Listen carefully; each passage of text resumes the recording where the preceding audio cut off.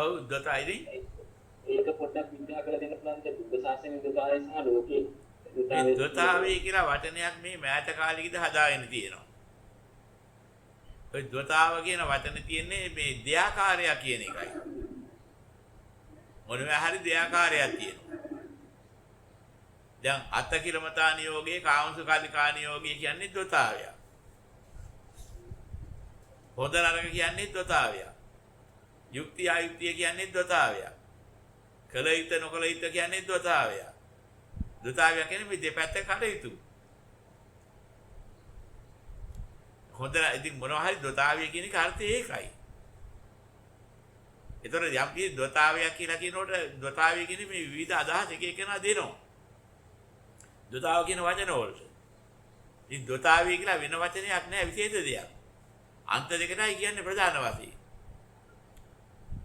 අත්ති කිලමතා නියෝගයේ කාමසුඛාලිකා නියෝගයේ. ඇත යනු ඒකාන්තයේකි නැත යනු ඒකාන්තයේකි. ඒ දොතාවය. ওই දොතාවිය ගන්න බෑ නිවන් දකින්න. ඒ දෙකේ මාධ්‍ය ගන්න ඕනේ. ඒ කියන්නේ මධ්‍යම ප්‍රතිපදාව හේවත් මේ මාධ්‍ය පිළිවෙතේ. අර අතරින්න ඕනේ. ඉතින් මොනවද දොතාවිය කියලා අරන් තියෙන්නේ මොකක්ද? කියා තියෙන්නේ මොකක්ද? ඔයිට වෙනස. ඔව් ආන්දරනේ ඒගොල්ලෝ කියන්නේ මේ දොතාවේ කියලා මේ බුදුහාමුදුරුවෝ දොතාවේ තමයි දේශනා කරලා තියෙන්නේ දෙන්නේ. ඈ බුදුහාමුදුරුවෝ දේශනා කරලා තියෙන්නේ දොතාවේ කියලා. මේ ඒක බුද්ධ ශාසනයත් එක්ක පටලවා ගන්නවා හැමතිස්සෙම. දැන් මොකද ඒගොල්ලෝ දොතාවේ කියලා මොකද පෙන්වන්න හදන්නේ? හැමදේම දෙපැත්තක් තියෙනවා කියන එක තමයි කියලා මේ බුද්ධ ශාසනයත් මේ බුදුහාමුදුරුවෝ දේශනා කරන්නේ ඒකනේ කියලා මේ පැත්තක ඒ දේමේ භික්කවේ අන්තා පබ්බජිතේන නසේවිතබ්බා. මහන්නේ මේ දේමේ භික්කවේ අන්තා මේක අන්ත දෙකක් පෙන්නවා. දේමේ භික්කවේ අන්තා. දැන් අන්ත දෙක මේ බුද්ධ ශාසනය නෙමෙයි නේද? ඉතින් පළවෙනි මංගල දේශනාව වෙන්නුවේ ධම්මචක්කප්පවත්තන සූත්‍රයේදී. දේමේ භික්කවේ අන්තා පබ්බජිතේන නසේවිතබ්බා. මහණෙනි මේ අන්ත දෙකක් තියෙනවා පැවිද්දා විදිහින් නොසෙවිය යුතුයි. දැන් අන්ත දෙක බුද්ධ ශාසනයේද? දැන් දෙකක් තියෙනවා. හරි දෙකක් තියෙන එක ඉස්සෙල්ලා බුදුරජාණන් වහන්සේ ගද්වේ මේ වික්කවේ අන්ත. බුදුරජාණන් වහන්සේ දෙක ඉස්සෙල්ලාම පෙන්නලා දුන්නා. පබ්බජිතෙන් නසේවිතබ්බා. පැවිද්දා විදිහින් නොසෙවිය යුතුයි. එතන අන්ත දෙක නම් බුදුරජාණන් වහන්සේ මේ ධර්මයේ කියලා දේශනා කළේ පැවිද්දා විදිහින් සෙවිය යුතුයි කියන්නේ නේද? නොසෙවිය යුතුයි කිව්වේ මොකද? ඒ අන්ත දෙක බුද්ධ ශාසනය නොවන නිසා නේද? එහෙනම් දොතාවය කියන්නේ ඔය දෙක නම් ඒක බුද්ධ ශාසනයද? ඒක තවත් විග්‍රහ කළා. යෝචායන් අත්ති කිලමතා නියෝගෝ. කාමසුඛාලිකා නියෝගෝ. හීනෝ ගම්මෝ පෝදුච්චනිකෝ අනරියෝ අනත්ත සංහිත මේක ඒකාන්තය. ඒකතාවයක් ඒ. අනිත්‍යය මොකද්ද? යෝචායන් අත්ති කිලමතා නියෝගෝ දුක්ඛෝ අනරියෝ අනත්ත සංහිතෝ. මේ අනිත්‍යය. ඊතේතේ උබ්බවන්තෝ අනුපගම මජ්ක්‍ධිමා පටිපදා තථාගතයන් අපි සම්බුද්ධ. එහෙනම් අන්ත දෙකේ මොකද කිව්වේ?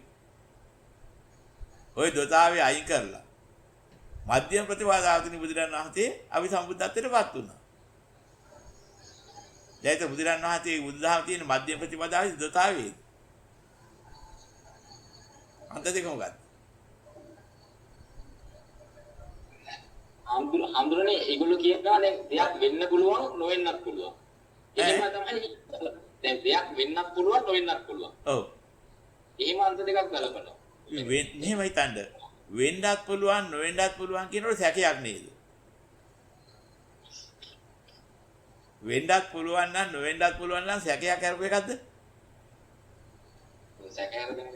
සැක කරපු නැති එක බුදුදහමද? හිතලම කන්ස ගහනවා වගේ එකෙම ගැහිය හැකිද? ඔය කියන අය. ආයේ තවදුර යන්න ඕනේ නැහැ හොයන්න. ඒකෙන් මේ පාර ගැහිය හැකියි. ඒ මොනතරම් ලුහුණු අදහස්ද ඔවා? වෙන්නත් පුළුවන් නොවෙන්නත් පුළුවන් කියලා අදහසක් ගත්තොත්. වෙන්නත් පුළුවන් නම් නොවෙන්නත් පුළුවන් නම් සැකහැරිලාද? අවිද්‍යාවපත්යෙන් සංකාර වේ. වෙන්නත් පුළුවන් නොවෙන්නත් පුළුවන් කියන එකක් තියනවද? කෙලිම වෙලානේ. සංකාරපත්යෙන් විඥාන වේ. සංකාර නිරෝධේ විඥාන නිරෝධ වේ. වෙන්නත් පුළුවන් නොවෙන්නත් පුළුවන් කියන එයාට සැකහැටලා ධර්මයක. ධර්මය මොකද්ද? ඒක එහෙමමයි. තතයි අවිතතයි අනඤ්‍යතයි ඉදප්පච්චේතං. ඒක එහෙමයි. ඒකයි බුදුදහම. විඥානපත්තියේ නාම රූප වේ විඥාන නිරෝධේ නාම රූප නිරෝධ වේ. ඒක තතයි අවිතතයි අනඤ්‍යතයි ඉදප්පච්චේතං. තත ඒක එහෙමයි. අවිතතයි වෙනස් වෙන්නේ නැහැ. අනඤ්‍යතයි අන්‍යතාවයටපත් වෙන්නේ නැහැ. එහෙනම් වෙන්නත් පුළුවන් වෙන්නත් පුළුවන් කියන්නේ මොකක්ද ඒක? ඉතින් එහෙම බුදුදහමක් තියෙනවා. එහෙම දැන් අපේ හාමුදුරුවෝම දේශනා කරා කියලා තමයි කියන්නේ. ඒ කියකිනා මේ දැන් මේ හාමුදුරුවෝ බවට කියලා කිව්වා. ඒ හාමුදුරුවෝකින් ගත්ත අදහසක් කියලා තමයි අපි හාමුදුරුවෝ කිව්වේ. ඒ වෙන්න පුළුවන්. ඉතින් හාමුදුරුවෝ තියා බුදුන් වහන්සේ කියන්නේ නැහැ නේ කවදාවත් ඇත්ත ඔය ඉන්නේ හරිය. බුදුරන් වහන්සේ දේශනා කරපු ධර්මයේ වෙනම පැහැදිලිව තියෙනවා. ඉතින් කොයිතරම් හාමුදුරුවෝ තියා කවුරු කිව්වා වුණත් යථාර්ථය බලන්න බෑ. කියන්නා කිසි කිව්වා තහන්නා සීබුද්ධිය කසන්න එපා. දැන් අපි දැන කිව්වෙත් නැහැ. බුදුතාවය කියන්නේ මොකක්ද කියලා. ඒකයි කන්නේ ඉතින්. ඉතින් එක මත කියනවා. අපිට කවුරු මොනවා කිව්වා කමන්නේ නැහැ. බුදුරන් වහන්සේ දේශනා කරලා තියෙන්නේ කියන එක අහන්න. ධර්මයේ බහා බලන්න විනයට බහා බලන්න. ධර්මයේ කිව්වේ පටිච්චසමුප්පාද ධර්මයේ. චතුරාර්ය සත්‍ය ධර්මයේ. විනය කිව්වේ රාග විනය, ද්වේෂ විනය, මෝහ විනය. ඔය විදිහට බහා බලන්න. බහා ඉන්නන පිළිගන්න. ලේසිම ක්‍රමයක් වෙන්නලා තියෙනවා. ධර්මයේ හොයාගන්න. යනවා බලන්න ඕනේ.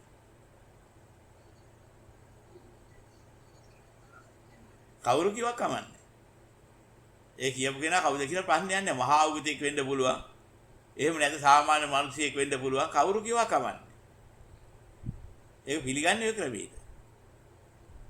ධර්මයේ බහා බලන හැටි, විනයට බහා බලන හැටි දකින්න ඕනේ. යම් කිසි මගක් අනුගමනය කරලා රාගයේ වැඩෙනවා නම්, ද්වේෂයේ මෝහයේ වැඩෙනවා නම්, ඒකට හේතු දෙනවා පේනවා නම්, ඒක විනයට ගැලපෙන්නේ නැහැ. රාගක්ෂේ වෙන බව, ද්වේෂක්ෂේ වෙන බව, මෝහක්ෂේ වෙන බව Tamante වැටහෙනවා නම් පේනවා නම්, ඒක හොඳයි. ඒක විනයට ගැලපෙනවා නම් ඒක විනය.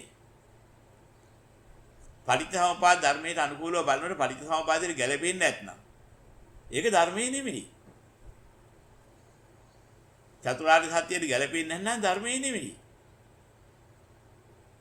ඔය කියන්නේ සූත්‍රයට බහා බලන්න.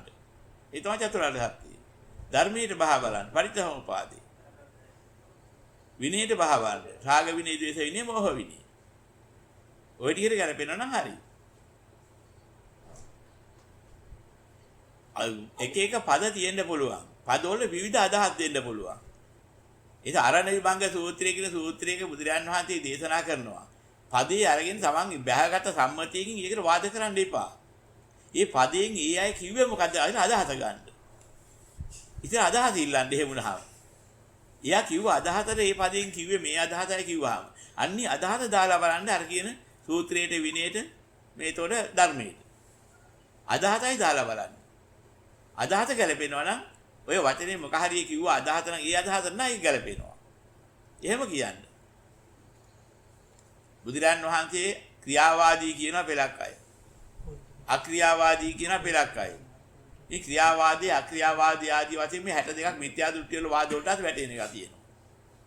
හැබැයි බුදුරන් වහන්සේ දේශනා කරනවා යම් කිසි කෙනෙක් ක්‍රියාවාදී කියලා මට කියනවා නම් මේ එක ක්‍රමයකින් හරියන ක්‍රමයක් තියෙනවා.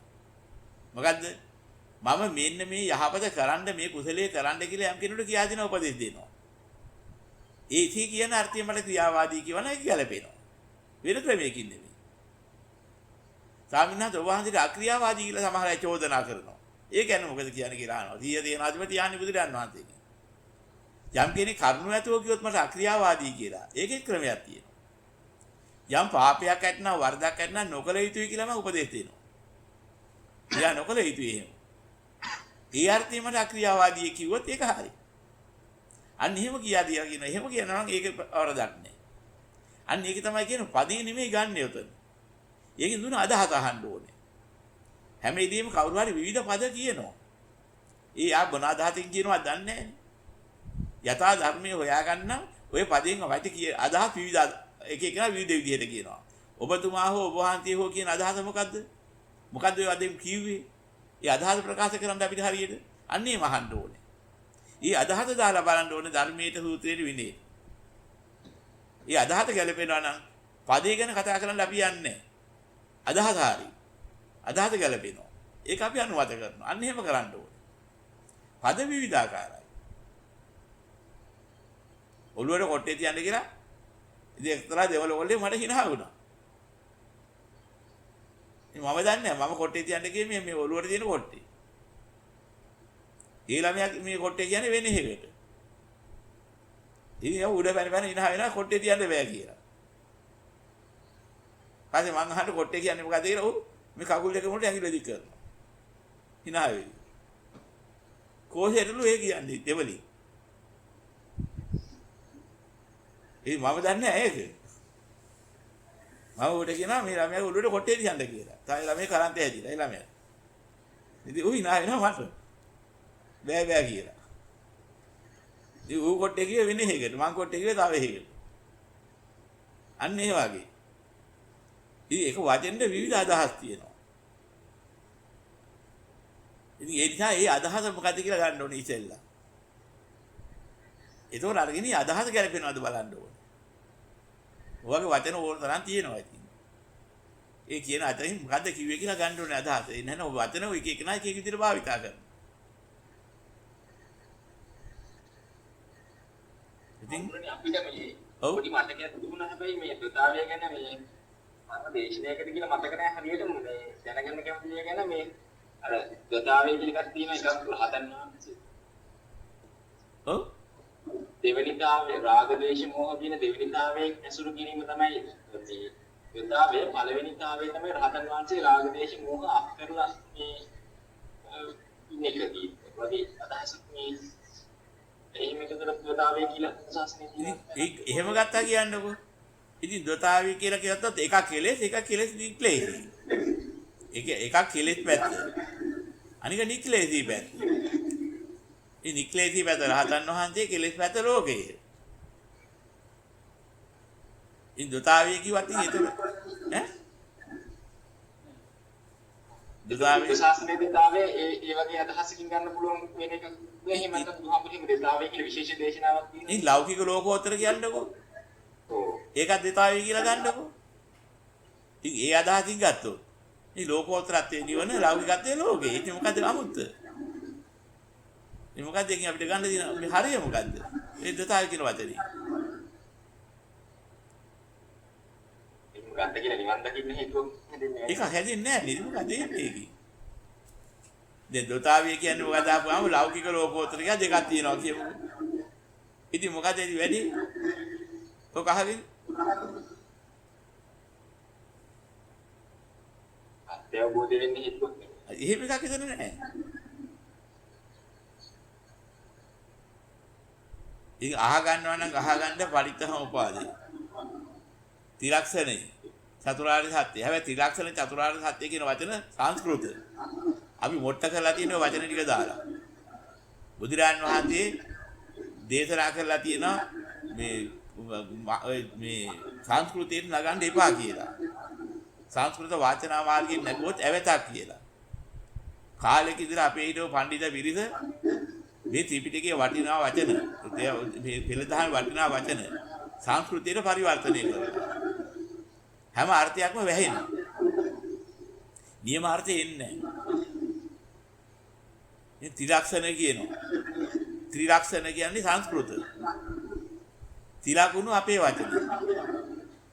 තිලක්කන කියන්නේ පාලි. චත්තාරි අරිය සත්‍යානි කියන්නේ පාලි.